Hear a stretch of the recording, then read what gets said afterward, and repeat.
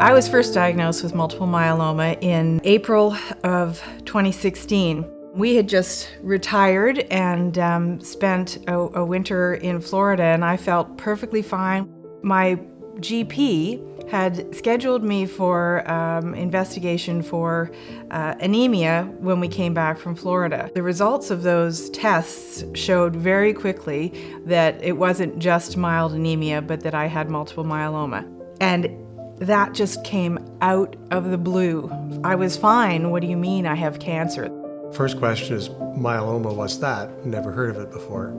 There was a bit of a denial, I suppose, just being shocked and going into the mode that I had to go into to be supportive and to do whatever needed to be done to help her get going in this new life that we're going to be leading.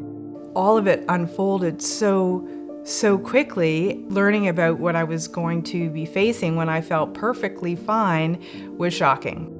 Initially, when I was diagnosed, I was very focused on the treatment, although I'm very aware that it's not curable, and so that was something that I think is probably harder, in fact, for family. When someone is diagnosed with a cancer or a relapse of a cancer, it's obviously a medical issue, and of course the medical management dominates.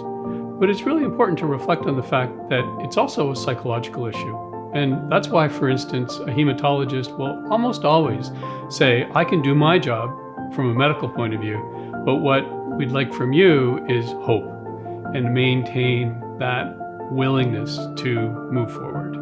The initial treatment involved chemotherapy, taking pills, and things were going very well. I knew that I was going to relapse. I know that I'm going to relapse again. And I'd already rolled that into my emotional makeup and expectation. So if the first step in adapting to these challenging situations is really the emotional impact, give yourself the opportunity to feel what you feel.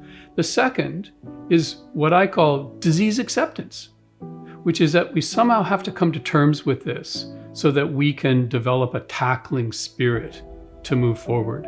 So this is really about how do you make meaning out of this so that you can continue to function, you can find hope, you can maintain some degree of positive optimism. At the hospital, they have a psychologist who helps cancer patients. The things that were frightening me, I didn't want to dump on him because he was supporting me. So it was very helpful to have a source of someone who would listen to me, validate where I was, and let me go forward. Developing a cancer, having a relapse of a cancer, this is a very personal event. And of course, the most important people are you and your treatment providers. But we have to appreciate that humans are very social. We have social networks. It's very important, our social connections, and it's just simply the way that we function. I have been able to be positive, I think, through this experience because I have a huge amount of support.